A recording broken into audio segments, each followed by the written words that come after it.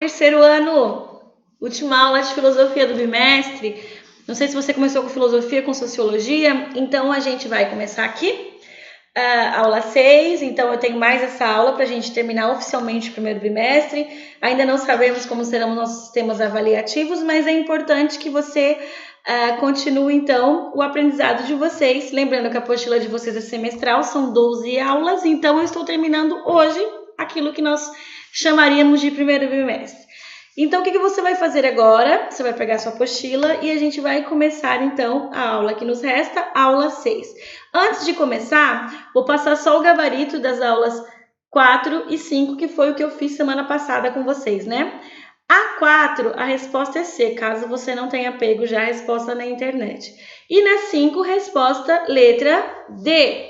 E agora a gente vai entrar, então, aula 6, filosofia moderna. Gente, vocês viram que o formato é diferente. Para os alunos de Iguape não é diferente, porque eu estou utilizando ele em História. E eu recebi alguns retornos positivos, então continuei usando esse método. Então, está o slide aqui e meu rosto está aparecendo com vocês ali no ladinho direito da tela. Espero que vocês gostem dessa aula. É legal que vocês conversem comigo pelo WhatsApp, para a gente tirar dúvidas e também para você falar, professora, curti, achei bacana, para a gente melhorar sempre, porque a gente não sabe quando nossas aulas voltarão a ser presenciais, uma lágrima caindo agora aqui. Então, quando isso continuar, a gente vai continuar dessa forma. Então, você pode opinar, vou tentar mudar sempre, cada semana talvez de um jeito diferente, até que a gente se adeque e se adapte de uma forma só. Vamos lá? Primeiro ponto aí das ciências, que é, de fato, o título dessa aula de vocês, o que vocês precisam saber. Vamos lá. Sobre o renascimento cultural e nascimento das ciências. A partir do Renascimento, consolida-se um novo discurso voltado para o entendimento do mundo, a ciência, independente do discurso religioso. O que eu preciso falar para vocês, então, terceiro ano? Nós aprendemos por ciclos, né? Começamos a falar sobre o início da filosofia, que antes o que imperava era a mitologia. Nós falamos também sobre os pré-socráticos, Sócrates. Aí falamos sobre Platão, falamos sobre Aristóteles. Aí a gente, depois que concluí Aristóteles, eu tive que falar sobre a chamada filosofia medieval. Durante todo o período da que a gente compreende de Idade Média, o que vai acontecer é que a igreja, ela toma o lugar da sabedoria completa. Então, tudo que é verdade não está na filosofia, e sim num livro sagrado, que é a Bíblia, e sobre tudo que a igreja fala. O período que nós vamos iniciar agora, chamado Renascimento, é um período de fato que veio para tentar quebrar aquilo que a religião tinha imposto. Então, assim, não é mais Deus. O homem volta de novo a ser a cena de tudo. Lembra que antes, mitologia, filosofia quebrou. Aí vem Sócrates colocando o homem aí na frente de tudo. E agora a gente volta por um período que, de fato, isso vai acontecer novamente. Como? As ciências vão tomar conta daquilo que a religião tinha entrado como verdade absoluta. A ciência moderna, isso está no terceiro parágrafo aí da apostila de vocês, página 27, né? Estou na aula 6. Ela tem dois patamares que são importantes. Primeiro, a ciência moderna, ela é particular, como está aí escrito no slide de vocês. Por que particular, gente? Porque ela pega e estuda um objeto específico. Então, assim, vamos estudar sobre essa caneta super bonita aqui, tá, meninas? Que eu ganhei. Vamos então estudar essa caneta. Isso é particular. Porém, depois que eu estudo essa caneta de forma particular, as outras canetas, elas seguirão de uma forma geral, o que, professora? Leis universais. Então, mesmo que essa caneta seja diferente, porque ela é de sereia, ela tem a mesma função de outras canetas. Canetas, por exemplo, essa também é azul e é uma Bic. Escreve. O que muda, talvez, seja a forma que a gente visualiza, mas o que elas fazem, a função é a mesma. Então, eu tenho um caso particular, vou estudar sobre essa caneta, porém, depois que eu consigo chegar num consenso, o resto são leis universais. E esse é o intuito da ciência. Quando, por exemplo, a gente isola uma doença porque a gente quer chegar na cura, talvez esse mesmo remédio que a gente vai descobrir como cura vai ser utilizado para outras doenças semelhantes. Então, isso tudo é a figura da ciência. É um caso particular estudado. Desculpa aí, erros de gravação e vida que segue. Aí a gente passa para isso, a gente entra em Galileu Galilei. Galileu Galilei ele foi criador do chamado método científico. Ele é super importante para o Renascimento.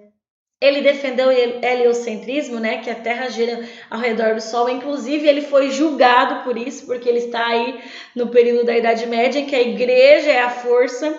Ele desenvolve o telescópio e quando ele desenvolve isso, fica muito mais claro para ele que o Sol, ele gira em torno, a Terra gira em torno do Sol e não o contrário. Então, não existe o chamado geocentrismo, mas sim o heliocentrismo. Mas Galileu, ele vai negar suas convicções e não vai ser morto, tá, gente? Como funciona o método científico dele?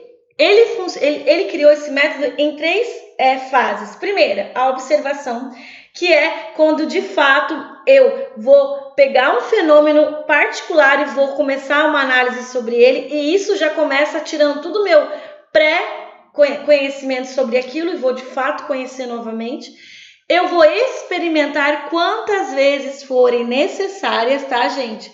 E por fim eu crio a regularidade matemática. Professora, por que a regularidade matemática? Porque a matemática ela é uma ciência exata. E aí, quando eu crio uma lei universal, eu tenho uma regularidade. Eu sei que eu posso pegar a mesma experiência e colocar ela em vários momentos, ela sempre vai se repetir. E é isso que acontece com a questão da matemática. A professora aí de vocês de matemática ou o professor, ele pode colocar vários números diferentes, mas quando você aplica na mesma fórmula, a resposta vai sair. Isso é o quê? Ser regular, ser exato. O primeiro ponto é sempre a ideia de hipótese. Tudo nasce de uma observação que é uma hipótese. Então, primeiro, ao investigar, primeiro concebo com a mente. E depois eu vou chegar na observação e verificação. E esse é o sistema que Galileu Galilei criou, chamado método científico, que vai ser utilizado por quase todos os cientistas daqui para frente. E até hoje, né, gente? É assim que funciona. Primeiro eu penso sobre aquilo, eu observo aquilo, depois eu vou experimentar quantas vezes forem necessárias e, por fim, chegarei a um resultado preciso. Ok, gente?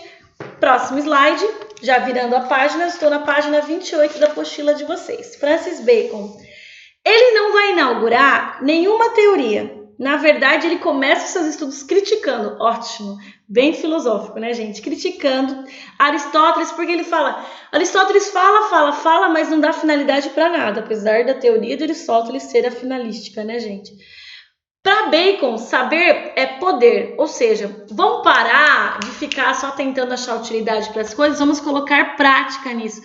E por isso que sua teoria ficou chamada como utilitarismo. Ele fala, ok, vamos provar a ciência, vamos avançar nos estudos científicos, mas eles precisam servir para alguma coisa. O ser humano precisa dominar toda a natureza. De que forma? Ciência, tecnologia, vamos botar na prática. E aí ele cria a indução. A indução é o controle através daquilo que é chamado empirismo. Através das experiências que eu vou promover, eu vou começar a induzir. E o que é induzir, professora? Eu já não tenho mais medo de respostas que não estão no meu controle. Tudo é controlado por mim, porque eu induzo todas as coisas. Por isso que ele é utilitarista demais. Eu preciso tomar o controle, as rédeas. E aí eu confronto a igreja.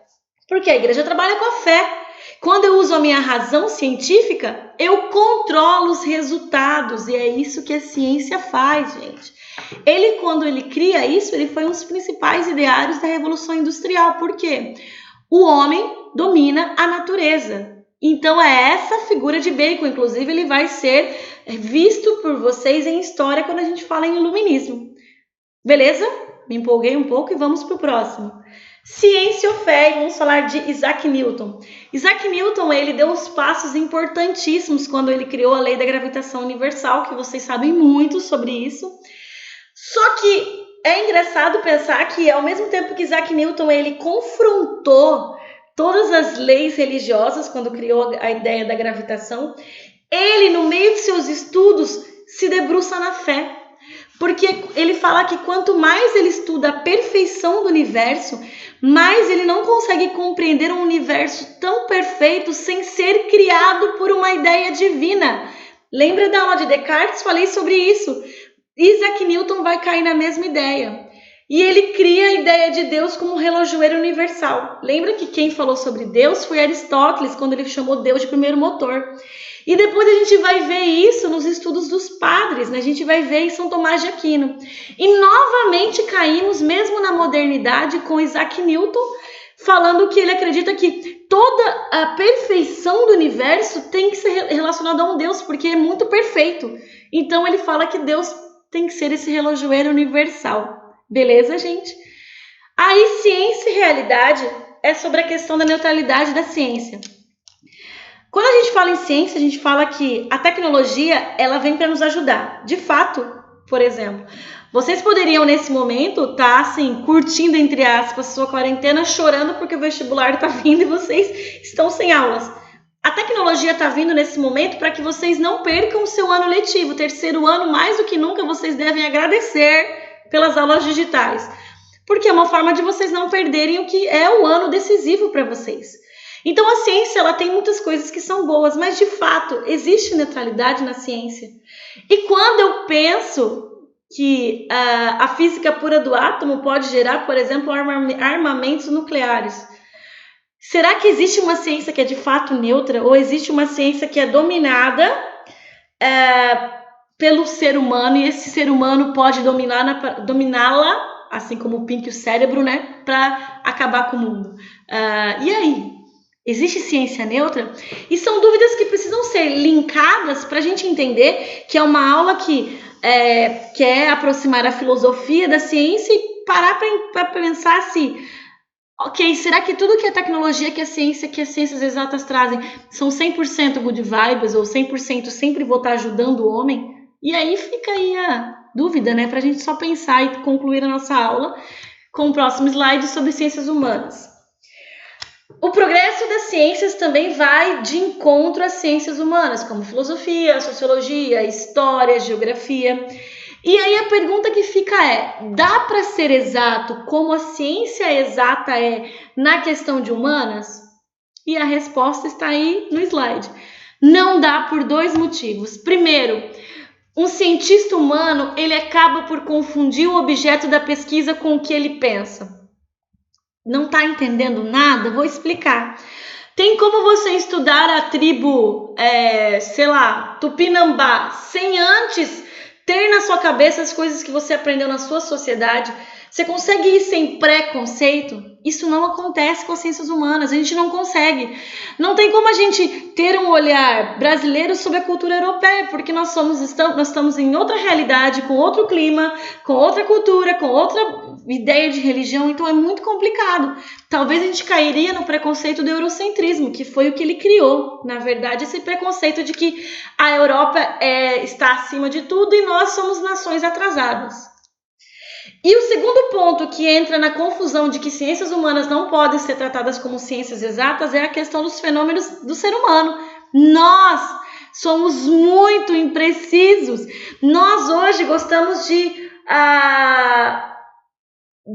cor roxa, mas amanhã eu vou falar, cara, odeio cor roxa, como eu gostava disso. Vocês fazem isso quando vocês olham suas fotos, falando, cara, como eu gostei daquela pessoa, como que eu gostava disso, hoje eu não gosto mais. Então, é muito difícil por causa das complexidades dos fenômenos humanos.